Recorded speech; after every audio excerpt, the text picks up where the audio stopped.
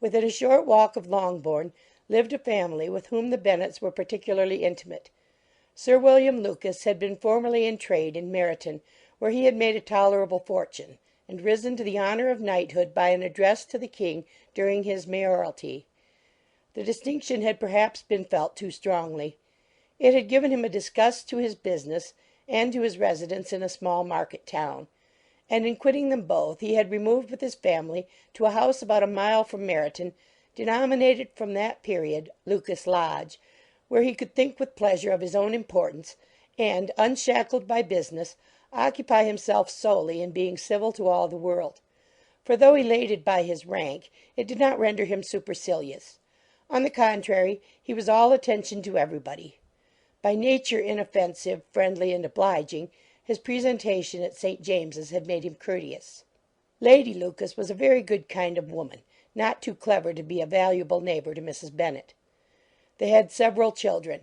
The eldest of them, a sensible, intelligent young woman about 27, was Elizabeth's intimate friend.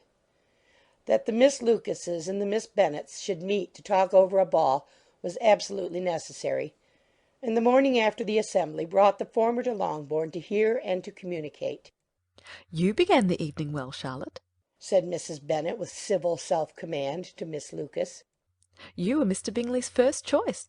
"Yes, but he seemed to like his second better." "Oh, you mean Jane, I suppose, because he danced with her twice. To be sure, that did seem as if he admired her. Indeed, I rather believe he did. I heard something about it, but I hardly know what. Something about Mr. Robinson?" "Perhaps you mean what I overheard between him and Mr. Robinson. Did not I mention it to you? Mr. Robinson's asking him how he liked our Meryton assemblies, and whether he did not think there were a great many pretty women in the room, and which he thought the prettiest, and his answering immediately to the last question, 'Oh, the eldest Miss Bennet, beyond a doubt. There cannot be two opinions on that point.'" "Upon my word! Well, that is very decided indeed. That does seem as if... But, however, it may all come to nothing, you know." "My overhearings were more to the purpose than yours, Eliza," said Charlotte. "Mr. Darcy is not so well worth listening to as his friend, is he? Poor Eliza, to be only just tolerable." "I beg you would not put it into Lizzie's head to be vexed by his ill treatment, for he's such a disagreeable man that it would be quite a misfortune to be liked by him. Mrs. Long told me last night that he sat close to her for half an hour without once opening his lips." "Are you quite sure, ma'am? Is not there a little mistake?" said Jane. "I certainly saw Mr. Darcy speaking to her." "Ay, because she asked him at last how he liked Netherfield, and he could not help answering her, but she said he seemed quite angry at being spoke to." "Miss Bingley told me," said Jane, "that he never speaks much, unless among his intimate acquaintances. With them he is remarkably agreeable." "I do not believe a word of it, my dear. If he had been so very agreeable he would have talked to Mrs. Long. But I can guess how it was. Everybody says that he is eat up with pride, and I dare say he had heard somehow that Mrs. Long does not keep a carriage, and had come to the ball in a hack chaise." "I do not mind his not talking to Mrs. Long," said Miss Lucas. "but I wish he had danced with Eliza." "Another time, Lizzie," said her mother. "I would not dance with him, if I were you."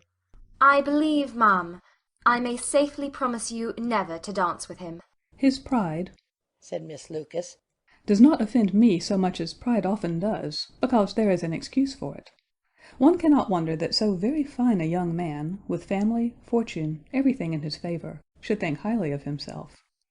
If I may so express it, he has a right to be proud."